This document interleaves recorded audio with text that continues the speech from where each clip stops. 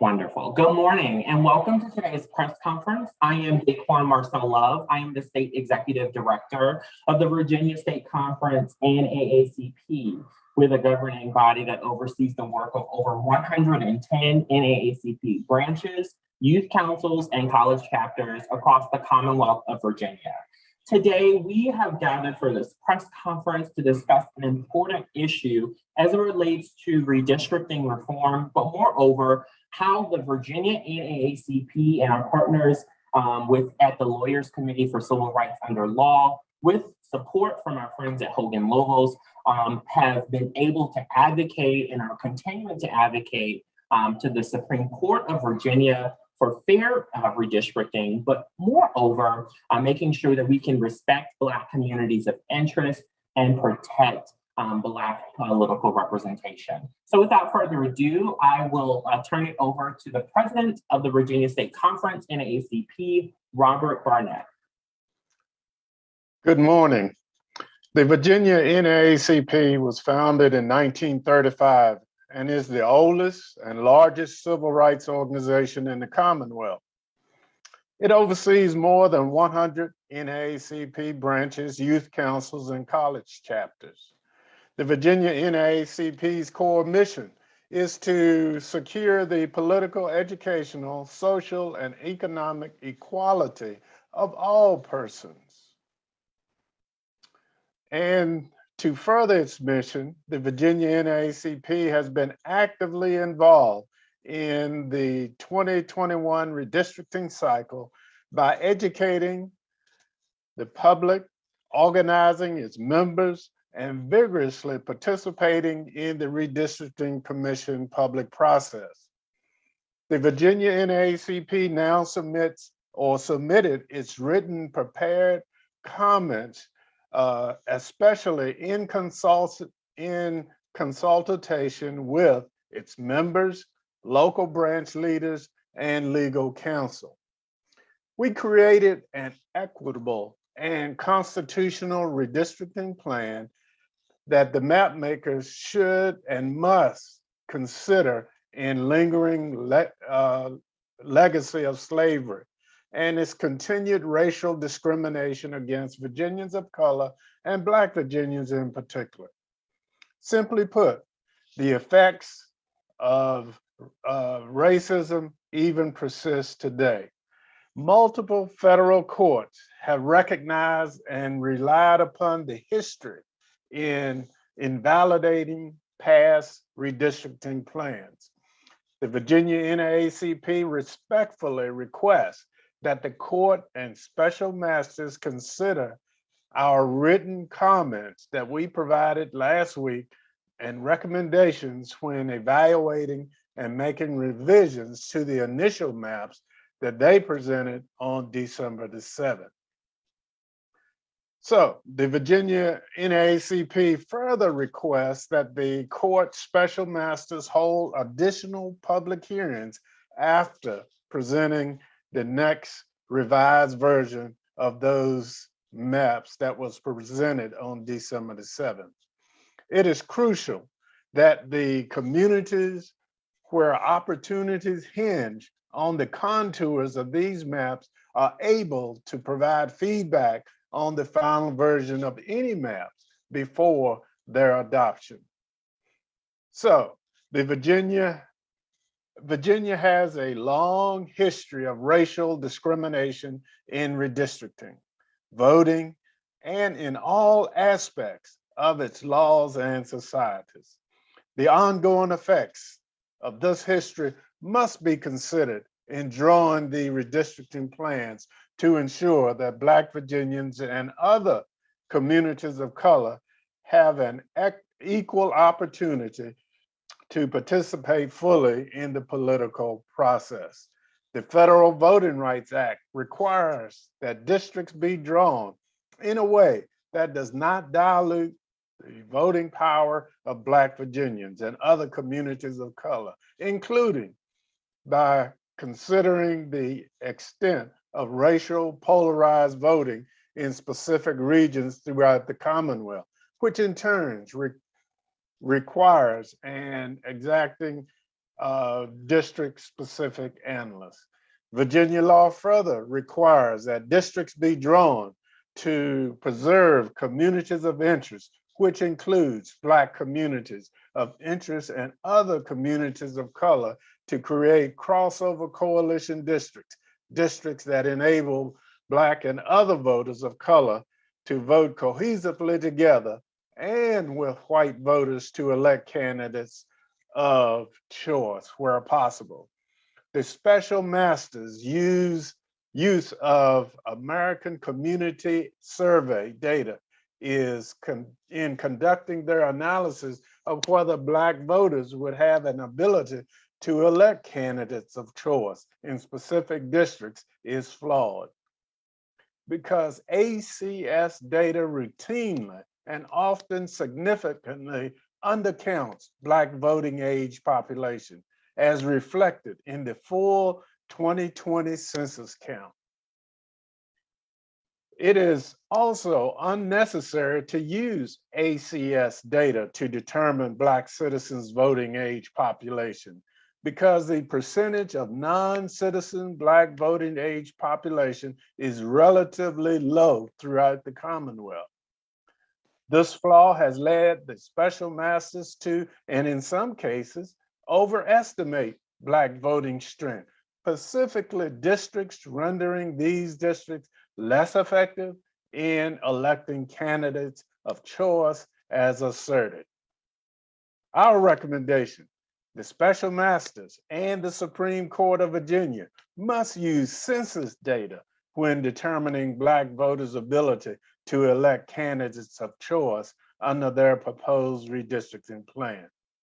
In order to fully analyze the accuracy predicted whether Black voters in a specific proposed district would have the ability to elect candidates of choice, is necessary to conduct a precinct reconstruction analysis to determine whether the new district would have performed in past reference elections.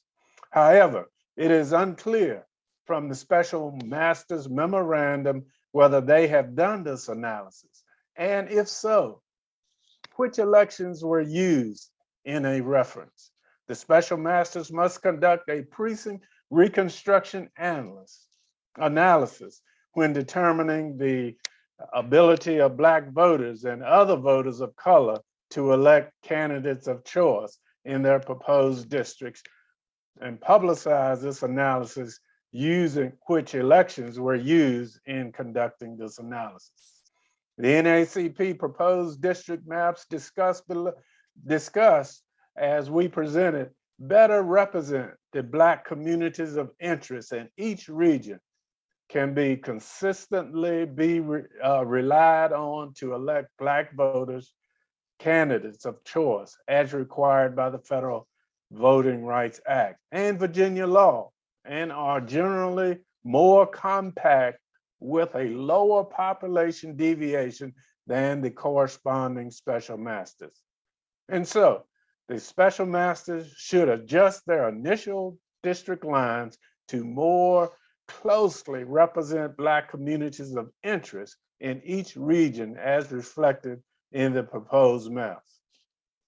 All Virginians, and in particular Black Virginians and other communities of color, must be given the opportunity to provide feedback on the final version of any maps before adoption. The special masters and the Supreme Court should hold additional public hearings on the revised version of the initial special masters map and any further revision versions of before their adoption by the court. And so with that, these are our comments we made last week in public hearing, and our maps are on the Supreme Court website for all of those to review. If there are any questions, we will take those and provide specific answers to your questions with our team. And I would like to thank Ryan Snow of the Lawyers Committee, the Office of General Counsel, and Tom Connally of Hogan's Level in helping us through this process. We'll now hear from Ryan Snow, Associate General Counsel of the Lawyers Committee for Civil Rights under Law. Thanks so much, Director Love, and thanks so much, President Barnett.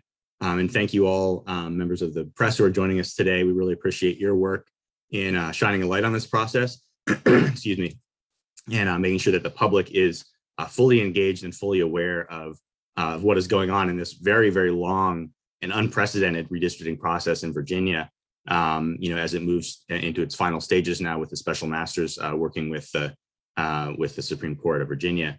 My name is Ryan Snow. I'm an associate counsel with the Lawyers Committee for Civil Rights under Law.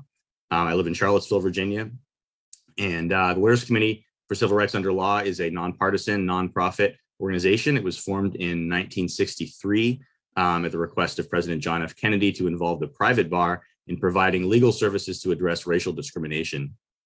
And the principal mission of the Lawyers Committee for Civil Rights under Law is to secure through the rule of law equal justice for all, in particular in the areas of voting rights, criminal justice, fair housing, community development, economic justice, educational opportunities, and hate crimes. And redistricting is really one of the areas where all of these issues come together. Obviously, it's first and foremost a voting rights issue. Will your voice be heard? Will you be able to elect? And for communities of color, will you be able to elect candidates of your choice? So we're very, very pleased to be able to partner with the Virginia State Conference of the NAACP and Hogan Lovells in working together to ensure that Black Virginians have their voices heard and have equal representation, fair representation, equal opportunity for representation. So we've been working together for some time now. While the process was moving through the commission, monitoring the maps that they were putting out, and beginning to do our own analysis of fresh analysis from scratch. We're working with a mapping expert and also analysis of the maps that have been come out. Now, the process that led to our submission of the comment, we had already been working with together with the state conference and the local branches, as President Barnett highlighted, in a very bottom-up process to try to get as much community representation, as much community level eyes on the maps that we were drawing, with the goal of better ensuring that Black communities are represented in these maps. This was before, of course, the special masters submitted their maps roughly a week and a half ago.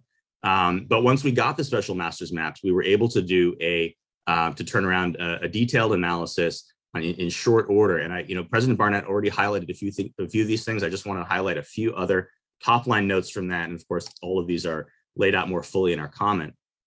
So the first thing that's important to recognize is the special masters, they used American Community Survey data, which is it's a different survey instrument than the census. It's not a complete count. It's meant to provide a more up-to-date estimate of population demographics, because the census, of course, only happens once every 10 years. So, if it were 2025 or 2015 or 2016, perhaps, and we wanted to look at the demographics of some of these districts, the ACS survey would be an important tool. However, we just completed a complete count 2020 census, and we have that data available. So that is the most accurate data that we have. The one thing that it doesn't tell us is citizenship. And when you're dealing with communities like Hispanic communities and some Asian American communities that have a large number of recent immigrants, it's important to use in order to get an accurate count of ability to elect candidates of choice. You have to use citizen voting age population, because that is the most accurate. That's the most accurate representation of who will actually be able to vote. However, when you're looking at Black communities, and especially Black communities in Virginia, and as President Barnett said, there's a relatively low number of non-citizen Black voting age population. In fact, I believe the number is 3.2% of Virginia's Black voting age population is non-citizen. It's a really very low percentage. And then at the same time, for reasons that I don't fully understand, as I'm not a demographer, but the ACS survey is sometimes significantly overestimates Black population, Black voting age population. So when you start digging into some of the data and you look at what the special masters have put out, saying that they're basing their analysis on ACS data and saying that a particular district, for example, has 44% Black citizen voting age population. Well, if you look at the actual census data, that same district might actually have closer to 37% Black voting age population. And if you look at section 3 of our comment, which begins on page 37, we go through and we highlight some of those areas. And there are some districts in which that flaw in the special master's analysis, relying on ACS data for citizen voting age population, leads to a significant overestimate in Black voting age population, sometimes close to 10%, which leads the districts that they constructed based on this data to be significantly weaker in terms of Black voters' ability to elect candidates of their choice. So that's first and foremost, and we really strongly urge the special masters to take another look at their districts and adjust them as needed to make sure that they're not overestimating Black voters' ability to elect their candidates of choice. The other thing I want to highlight is, and again, this is building off of President Barnett's remarks, is Virginia is, in order to do this analysis, you have to conduct a racially polarized voting analysis, meaning you have to look at the extent to which white voters and other voters of color are voting together with Black voters to elect their candidates of choice. There are areas of the Commonwealth where there's still a significant amount of racially polarized voting, meaning you're going to need close to or even in excess of a 50% Black voting age population in order to elect candidates of choice. There are other areas where you certainly do not need that, and a lower percentage of Black voting age population will be able to consistently vote together with white crossover voters and other voters of color to elect candidates of choice. But you need to do this analysis on a very local level. The special masters did this. They talked about this in their memo. But what they didn't do or didn't clearly do is the next step in the analysis, which is to actually look at how these districts are going to perform. Of course, if you're drawing a new district, you don't have past elections to rely on for that district because it's a new district. But there's a process called precinct reconstruction analysis where you take precinct level voting returns from past elections and you reconstruct those returns by piecing together those precinct level results into the shape of the new district. So you can actually rely on past elections. If they were to be held in that district, you can at least estimate, or you can at least look at how that the new district would have performed in that last election. And it's not a completely dispositive, precise analysis, but it is one that is helpful in analyzing how these districts actually would have performed, which of course has to do with the demographic composition of the district. It also has to do with racially polarized voting. So it's not clear that they did this, and they absolutely need to if they're going to be making claims about how these districts are going to perform with respect to the Black community's ability to elect candidates of their choice. So I wanted to highlight those few things, and I'm happy to answer some more questions. I'm also very pleased to be able to introduce our partner in this endeavor, Tom Connally, who's a partner at Hogan Lovells. We've had the distinct pleasure of working with Tom and his team in Hogan Lovells for several years now and over a number of different matters in Virginia. And we really couldn't do this work without them. So I'm pleased to turn it over to Tom. Thanks so much, Ryan. As Ryan said, I'm Tom Connally, a partner at Hogan Lovells in our Northern Virginia office here in Tysons. I don't have anything to add substantively beyond the excellent remarks from President Barnett, and I thank you for your leadership on this matter and what Ryan added. I just want to say that my colleagues and I at Hogan Lovells, and we do have a very large team working on this pro bono representation, we're really proud to participate in this important effort to ensure fair and equitable districts under the law in Virginia. We are honored to represent the state conference, and we are so pleased to work with our friends at the Lawyers Committee and the Office of General Counsel of the NAACP. Thanks. Thank you so much, Tom. And I'm sure you know, and hopefully you know, just how much we appreciate your work and your support of this important matter. And so at this particular time, ladies and gentlemen, recognizing we have a lot of news folks that are here, I think everyone has identified themselves either by renaming themselves so we know what outlets you are representing. But if you have questions, please go ahead and you can raise your hand or come off mute or both, and we'll get those questions answered for you. We also I want to preface before we open the floor for questions by saying this.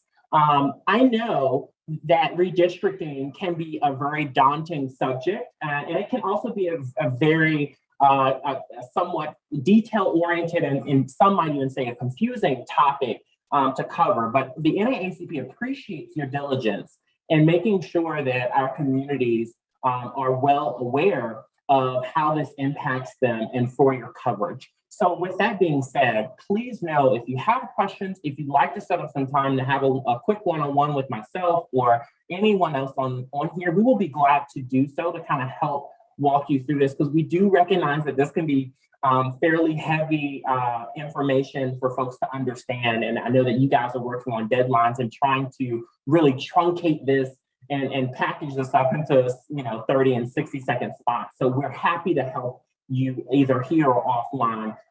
No questions, a dumb question, because this is very important and really impacts the future of our Commonwealth for the next 10 years. So I'll go ahead and open the floor for questions at this time.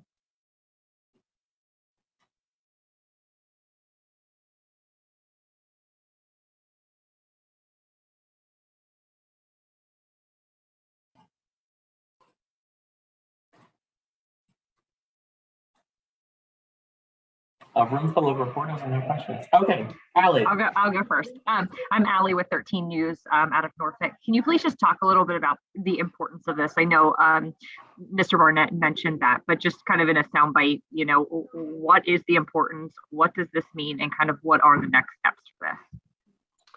Thank you, Allie.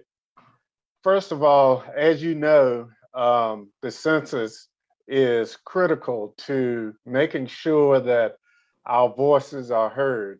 And if we don't get this information out now, then we'll lose the opportunity of making sure that every voice get heard. And so that's why it's so critical that we identify gaps in the process and make it known of how we prepared our maps for a fair election.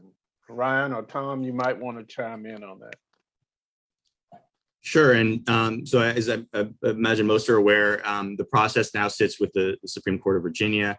They have appointed 2 special masters who are experts in doing this work. And it's important to commend, certainly the seriousness with which the court and the special masters have approached this process.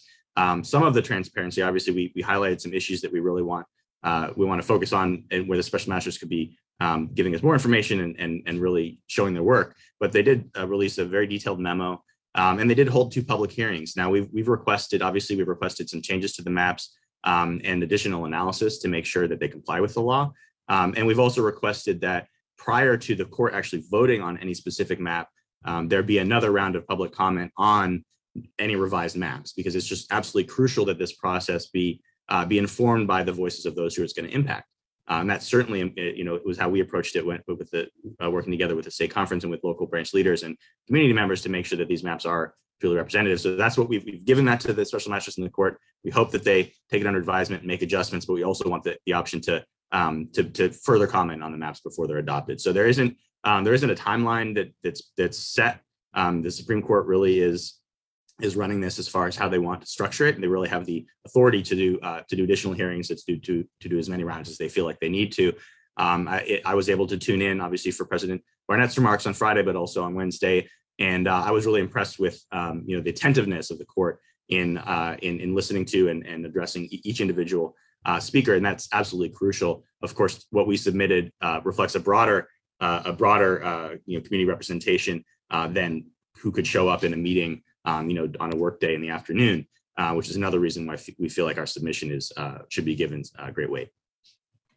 I'll just also add here, Allie, that the Virginia NAACP is urging the Supreme Court to protect Black political representation and giving us the opportunity to elect candidates of choice and respecting Black communities of interest.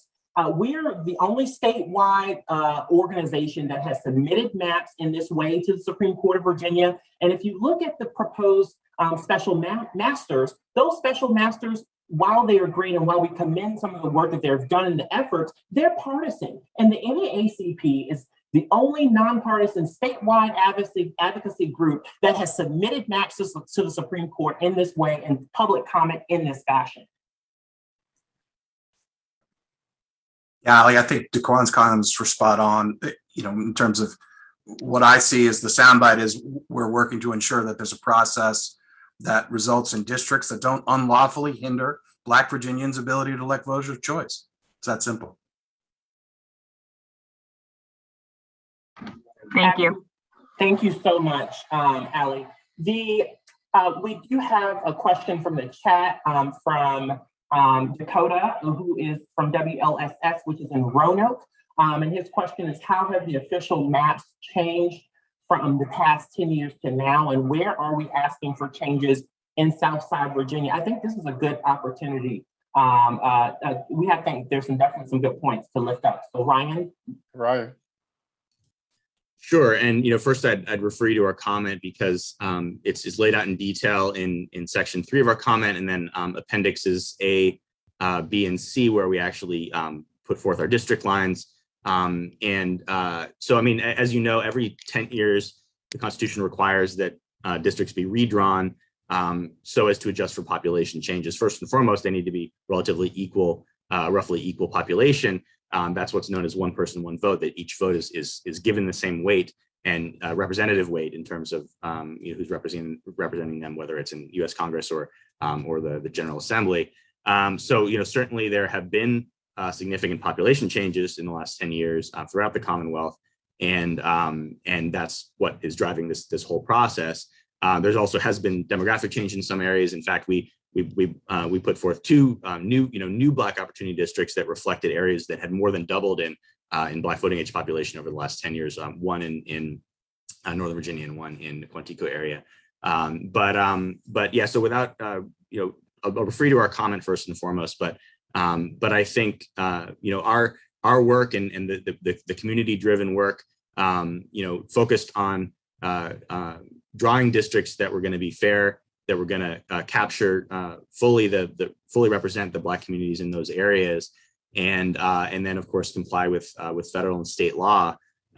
So this was a very highly detailed process where we worked with community members and local leaders to say to look at a draft map that we were working on and take feedback. So you might look at a specific district and say, well, this neighborhood really needs to be in there because this is part of a community of interest. This is part of a community that has ties with each other.